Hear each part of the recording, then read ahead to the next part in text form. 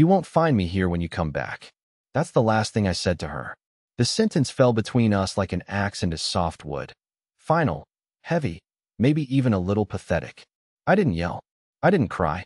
I just said it as the music thumped behind us and the torches flickered along the shoreline. She paused, tilted her head. Then she laughed. Not nervously, not sweetly.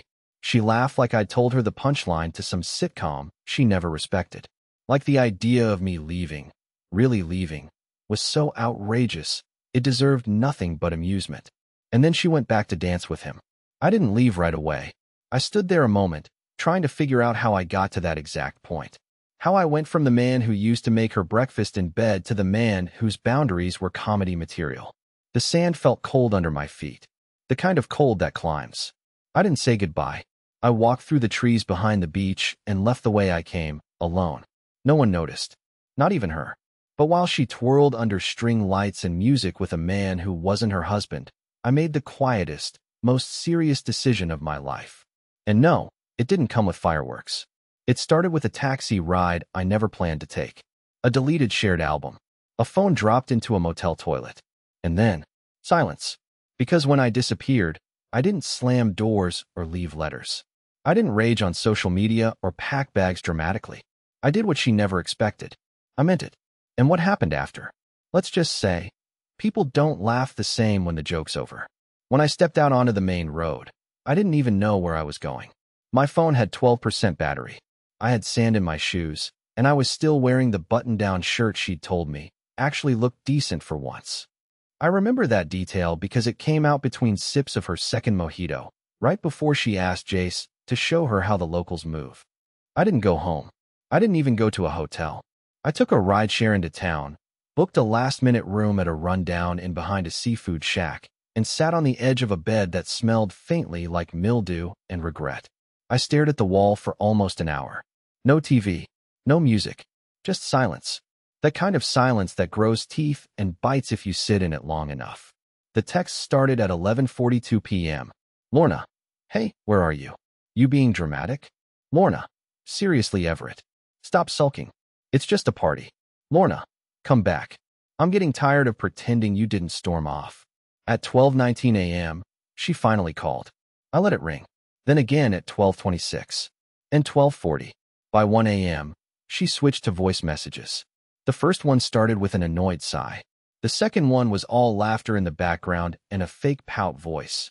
Everett, come back. You're being so weird. But the third one was the one that did it. The one that snapped something loose inside me. Her voice was lower, slurred. I could hear wind and waves behind her. If you think walking away made you look strong, you're wrong. You're just a coward. This is why people think you're soft, Everett. You don't do anything. You just sit there and feel sorry for yourself. That was the moment I stood up, grabbed my phone, and started deleting everything. Photos, threads, shared notes, our Spotify playlist. Gone. I didn't scream. I didn't cry. I just erased. Quietly. Meticulously. And the whole time, all I could think was, she actually laughed when I drew a line. She never thought I'd walk. And maybe a part of me didn't either. But there I was, out of the house, off the radar, and for once, not explaining myself. The morning after, I got a message from her sister, Carly. Carly, what happened? Lorna's freaking out. Said you disappeared? I didn't reply. Not out of cruelty, but because I knew that if I opened the door even a crack, I'd get pulled back in. And I wasn't sure I'd survive it this time.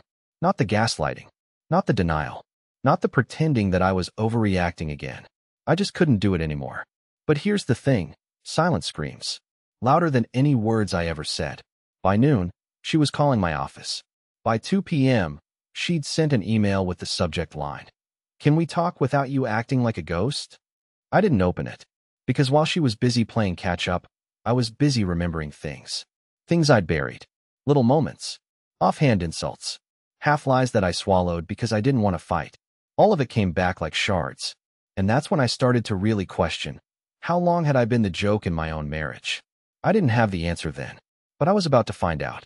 Because later that night, in a moment of weakness or curiosity or something in between, I finally opened her cloud gallery. And what I saw there wasn't just betrayal. It was proof. I didn't mean to open her hidden album. That wasn't the plan. I wasn't looking to punish myself. I wasn't even trying to snoop. But in that dim little motel room, with the curtains drawn against the blinding Carolina sun and the silence pushing on my chest like a weight, I made the mistake of logging into the shared cloud account we set up when we got married. It wasn't well hidden, just buried under a folder called Backup Events. I clicked without thinking. At first, it looked like nothing: pictures of last year's Christmas party, a few shots from her yoga retreat, random selfies with our cat. But then I saw the album labeled Workshop Asheville. I almost laughed. I remembered that trip.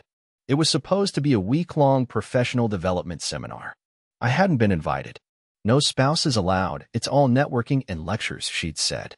She came back exhausted, cranky, and oddly distant for a few days, but I chalked it up to travel fatigue. I even picked her up from the train station with her favorite cinnamon rolls. She kissed my cheek like she was kissing a wall.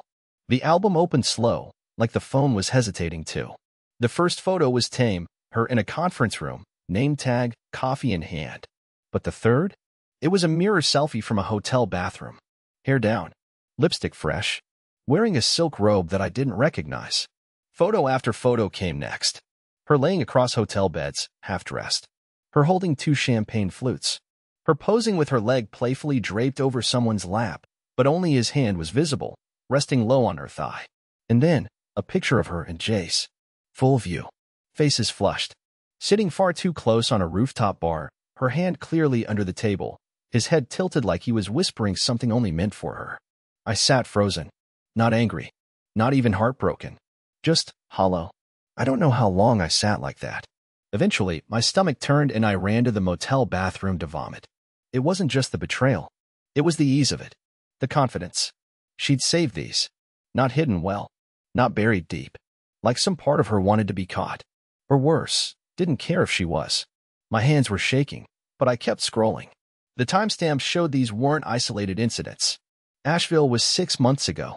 There were pictures from a brewery festival 2 months later. Then one from just 3 weeks before the beach party. Lorna and Jace had a lounge, her lips on his neck. It wasn't a fling. It was a relationship. And I had been the placeholder husband, the accessory she wore to family events and holiday dinners. I stared at my reflection in the cracked mirror, pale and sweat damp. I looked like someone who'd just crawled out of a collapsed house. I didn't call her. I didn't even cry. Something colder settled inside me, a kind of numb clarity. This wasn't a misunderstanding. It wasn't a lapse in judgment. It was a pattern, a deliberate, ongoing deception. And the worst part? She thought I'd never leave, that I didn't have the spine, that I'd always take the insult, swallow the doubt, and stay quiet. So I decided to change the story, not with screaming or revenge, but with disappearance. I booked a rental car, picked a city 5 hours west, somewhere she wouldn't think to look, somewhere with a cheap sublet I could pay in cash. I stopped sharing my location, canceled all upcoming payments tied to our joint card, and packed what little I brought into a grocery bag. I didn't leave a goodbye. I left her exactly what she gave me, silence. And yet, I knew it wouldn't stay silent for long, because soon she'd go from laughing at my warning to realizing I meant it. And that's when the real panic would begin. I didn't check my phone for 2 full days, not even once. I bought a burner at a gas station on the edge of town, paid cash, and slid my real phone into a drawer at the sublet I found through a guy named Marvin, who barely spoke a word but didn't ask any questions. The place was tiny, a dusty 1-bedroom tucked above an abandoned thrift shop, with creaky floors and a shower that rattled when the water turned warm. But it was perfect, because no one knew where I was. And for the first time in years, I didn't feel watched, judged, measured. I just was. On the 3rd morning, curiosity, or maybe weakness, got the better of me. I pulled out my old phone, turned it on, and let the avalanche hit. 42 missed calls. A dozen voicemails. Dozens of texts. Not just from Lorna, but from her sister, 2 of her coworkers, even her mother. The tone of the messages had shifted completely. Gone was the mocking or dismissiveness. In its place, confusion, panic, urgency. Everett, where the hell are you? Are you okay? Please, just respond. This isn't funny. You're scaring me. Come home. We need to talk. I know you're mad, but disappearing isn't the answer. One of the voicemails stopped me cold. It was her voice, trembling now, barely above a whisper. I don't know what you saw, but I swear it's not what you think. Please, Everett. I made a mistake. You can't just vanish. Come home. I'll explain everything. Explain everything? What exactly did she think could be explained about wrapping herself around another man, over and over again, while I paid the mortgage, folded the laundry, and listened to her complain about deadlines? I stared at the screen, watching the tiny play button blink, and something strange hit me. She wasn't upset because she was sorry. She was upset because I finally did something. Because I'd broken the role she had written for me, the quiet, spineless husband who mumbled concerns she could laugh off over wine. And it turns out, me leaving, that wasn't in her script. Later that night, a message popped up that didn't come through the cloud. It was from a number I didn't recognize. Short. To the point. She's trying to find you. She's telling people you're unstable. Says you need help. My stomach dropped. I typed back, "Who is this?" But there was no reply. The next day, my bank app locked me out. Then my email. Then our shared Netflix account, of all things. I knew what she was doing. She was trying to reclaim control, to yank the steering wheel back. But here's what she didn't realize. I was already miles ahead. I had withdrawn my savings, split the joint account weeks before the beach trip, and backed up every photo and message I found to a secure drive. She wasn't going to gaslight me into a corner this time. I was tired of being the joke. But Lorna? She was just getting started. Because a few days later, she drove to my parents' house, crying on the porch like a widow, claiming I had vanished in a depressive episode and begged them to help bring me home. She didn't know I'd already told them everything. My mother answered the door, stone-faced, and said, "If he wants you, he'll find you." Lorna didn't respond, just turned and left. And I thought that would be the end of it. But I was wrong. Because that night, someone tried to break into the sublet. The lock was busted. No one got in. But the message was clear. She didn't want to explain. She wanted to erase. And that's when I realized. I couldn't just disappear. I had to show the truth. I didn't sleep that night. Every time I closed my eyes, I saw the lock cracked just enough to know someone had tried to get in. I sat in the corner of the sublet's cramped living room with a dull kitchen knife in one hand and my backup hard drive in the other, watching shadows crawl across the walls like they had something to confess. I wasn't afraid for my life exactly. I was afraid of being silenced, of being buried under the version of me Lorna was already feeding to the world. The unstable husband narrative. It was genius, honestly. Easy to sell. Quiet man, moody, withdrawn, disappears after a minor argument. It practically writes itself. And once that label sticks, everything else becomes colored by it. Suddenly, her betrayal is excused as self-care, and my escape becomes a crisis. She was painting over her guilt with my silence, stroke by stroke. But I had something she didn't. Proof. That morning, I drove 30 miles into the next town, found a coffee shop with a password-free Wi-Fi connection, and created a fresh, anonymous Reddit account. Not this one, a decoy one. One with no ties, no breadcrumbs. I wrote carefully. I didn't use our real names. I didn't mention cities or specific dates. I just told the story. A husband discovers his wife's months-long affair with her coworker after she mocks his boundary at a company retreat. He leaves without fanfare, finds images on a shared cloud account, and begins to piece together how long the deception had been happening behind his back. And then, I posted screenshots. Carefully redacted, but undeniable. Her laughing on Jace's lap in a hotel room. The texts where she told him she felt more alive with him than she ever had with me. The voice message where she called me soft and mocked my fragile little feelings. I didn't editorialize. I didn't call her names. I just let the screenshots speak. And they screamed. The post went viral within hours. It started trending on relationship subs. Thousands of comments. People weren't just angry for me. They were furious. They dissected the gaslighting, the emotional manipulation, the way she twisted every expression of concern into weakness. Some even recognized the dynamic from their own relationships, and suddenly it wasn't just my story, it was ours. But what I didn't expect was what came next. Someone sent the post to Jace's fiancée. Yeah, he was engaged. I didn't even know. Her name was Mandy, and she messaged me directly through Reddit using a throwaway of her own. Her tone was raw, not angry, not bitter. Just stunned. She had no idea. Said they were supposed to get married in 6 weeks, and she thought Lorna was just a friend. She asked me for the rest of the evidence. I hesitated, but I sent her everything. Not out of spite. Out of mercy. No one deserved to walk into a marriage wearing a blindfold someone else had tied for them. 2 days later, Jace was fired from the company. Turns out Mandy worked in HR, corporate HR, high up. And suddenly, everything began to crumble. Lorna's professional reputation? Shaken. Friends at work? Ghosted her. The people she once bragged to about teaching her husband boundaries?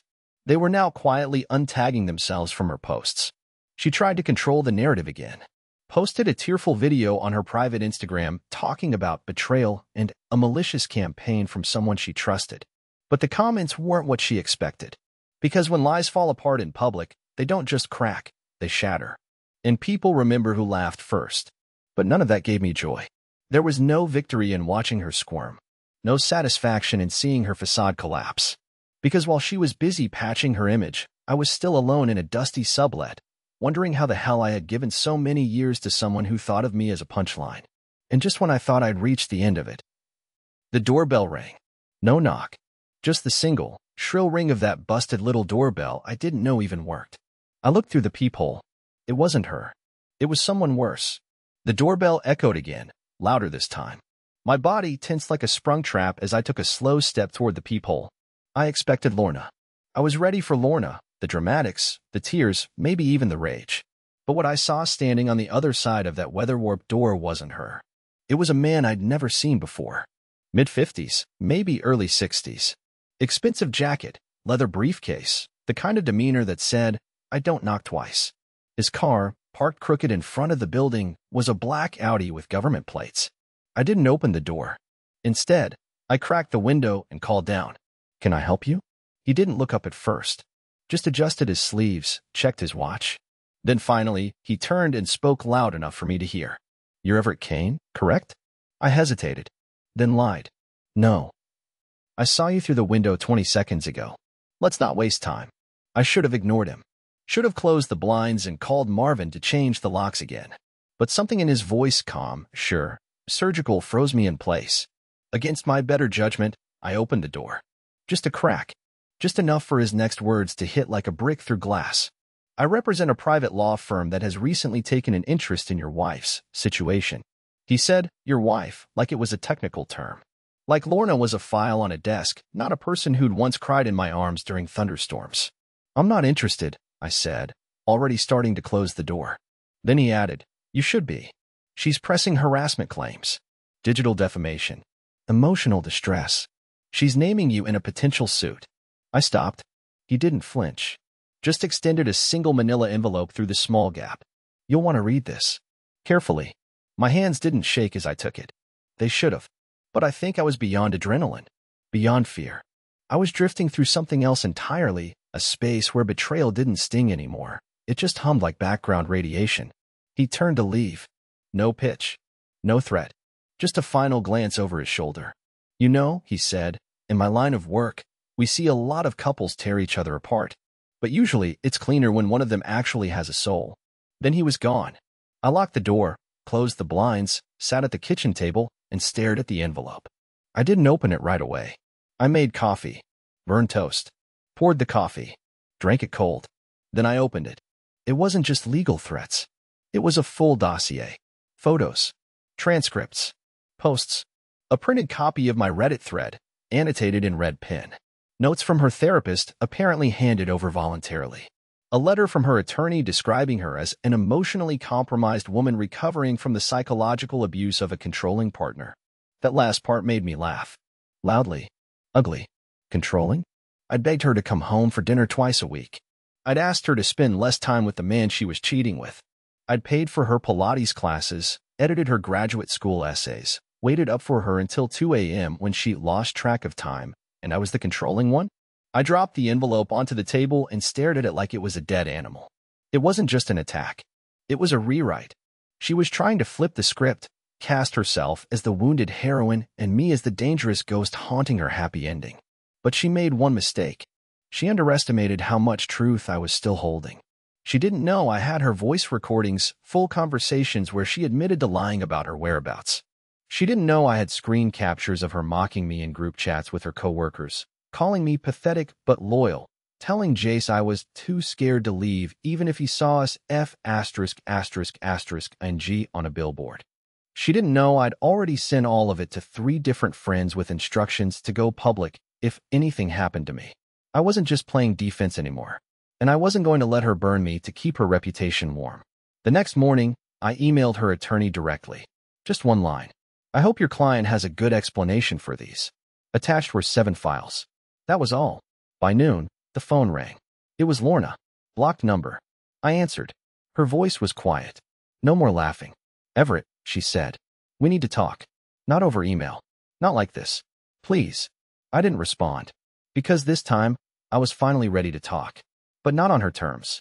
I agreed to meet her, but not because I wanted to. There was no curiosity left in me. No part of me ached for her explanations or apologies. I wasn't hoping she'd cry or confess or collapse under guilt. I just wanted her to see me. Not the version she mocked behind my back. Not the version she sold to her lawyer, but the man who finally stopped begging to be believed. We met in a quiet diner 2 towns over. I picked the location. Neutral ground. Middle of nowhere. No crowd. No familiar faces. Just Formica tables, sun-faded menus, and a jukebox that hadn't worked since the Bush administration. She walked in 10 minutes late, wearing a blouse I remembered buying her for our anniversary 2 years ago. That used to mean something. Now it looked like a costume. Her attempt to summon nostalgia, to conjure warmth from ashes. She sat across from me, eyes scanning my face like she didn't recognize it anymore. I didn't say a word. Just slid a flash drive across the table. What's this? She asked. I want you to watch every file on that drive before you say a single thing. She gave a tight, bitter smile. More Reddit posts? More twisted storytelling. Your voice, I said calmly, is in 4 of those recordings. Are you saying I made that up too? She didn't answer. Her hand closed around the drive like it might burn her. She slipped it into her purse and looked out the window, pretending to study the parking lot. I didn't come here to fight, Everett, she muttered. You came here because you realized I'm not bluffing, I replied. She flinched, then turned back to me, arms folded. Look, I know I hurt you. I made mistakes. But this, dragging me through the mud, getting me fired by proxy, turning strangers against me. This isn't you. You're not like this. No, I said quietly. I wasn't. But you are. That landed. I watched her jaw tighten, her lips press into a thin line. She wasn't used to this version of me. The one who didn't stammer or shrink or give her the benefit of the doubt out of habit. She reached into her purse again and pulled out a folder. Legal size. She slid it toward me. I'm dropping the claim. My lawyer doesn't know yet. But I'll make sure it's done. I need this to stop. I didn't touch the folder. Why? I asked. Because you feel bad? Or because people finally saw what's behind your smile? Her voice cracked, just a little. Because I don't know who I am anymore. I nodded slowly. Welcome to the club. We sat in silence for what felt like a full minute. Just the 2 of us, breathing in the wreckage we'd built brick by brick. She looked like she wanted to say something else, something meaningful, maybe redemptive. But the words never came. Instead, she opened her mouth, then shut it again and dropped her gaze to the table. I slid a piece of paper across to her next. This time, it was mine. It was the finalized dissolution agreement. No alimony. No drawn-out court battles. Just a clean split. Everything else had already been moved. Funds, furniture, digital assets. I'd handled it weeks ago. All I needed was a signature. She stared at it like it was written in another language. You all ready? Yes, I said. While you were busy rewriting history, I wrote an ending. She didn't cry. I think a part of her wanted to, but the tears wouldn't come. Maybe because she still hadn't fully accepted that the man sitting across from her wasn't hers anymore. That her grip on me, emotional, mental, strategic, had finally broken. She signed it. No handshake. No hug. No last-minute confession. She slid the paper back, stood up, and without another word, walked out of the diner. And I sat there a while longer, watching her through the glass. Watching the woman I once thought I'd grow old with disappear into a car that didn't even belong to her. She must have borrowed it. Or maybe Jace gave it to her before his world fell apart too. I didn't care. It didn't matter. Because this time, I wasn't the one who disappeared. This time I stayed. And she's the one who finally understood what it felt like to come back and find nothing waiting for her. 2 weeks passed after that final meeting. I didn't hear from her again. No calls. No emails. No last-ditch efforts to rewrite the past or salvage her image. Maybe she was finally tired. Or maybe she'd finally accepted that I wasn't coming back. Not this time. Not ever. I spent those days slowly rebuilding a rhythm. I'd wake early, open the windows of the sublet, and sit on the balcony with a cheap cup of coffee, watching the street come to life. I didn't rush to find a new job. I didn't throw myself into anything at all, really. For the first time in years, I allowed myself to be still, to breathe without waiting for the next apology that never came. I wasn't healed, but I was healing. And then one morning, I got a message on my burner phone. It was from an unfamiliar number. "Hey Everett, this is Mandy. Hope this isn't too weird. I just wanted to thank you." Mandy, Jace's fiancée, or rather, ex-fiancée. I hadn't expected to ever hear from her again. I wasn't sure I wanted to, but her message kept going. "You saved me. What you posted, what you shared, it gave me answers I didn't even know I needed. It was painful, but it set me free. And I just wanted you to know, you're not weak. You're brave as hell." I sat there rereading it for several minutes. It wasn't the compliment that got to me. It was the clarity in her words. For so long, I had been gaslit into thinking that my hurt made me fragile, that being honest made me pathetic, that drawing boundaries was a flaw. But here was someone who lived a different version of my pain, telling me that doing the hard thing, walking away, didn't make me small. It made me strong. She ended the message with something simple. "If you ever want to talk to someone who gets it, I'm around." And for once, I didn't hesitate. I wrote back. We started slow, just messages. Then a phone call. Then another. We didn't talk about our exes much. Not after the first couple of times. We talked about music, about hiking trails she loved, about the kind of life we both thought we'd lost and were now slowly, cautiously rebuilding. She wasn't a rebound. I wasn't hers either. We were something else entirely, two people who had been burned badly enough to recognize warmth when it came honestly. 3 months later, I left the sublet, moved to a new city, took a job doing freelance design, something I hadn't done since college. I even adopted a dog, a stubborn, aging mutt with a crooked tail who follows me around like I'm the only person left on Earth. I don't know what the future holds, but I know this. The man who stood on that beach, begging for respect and being laughed at, is gone. The man who let himself become a footnote in his own life? Gone too.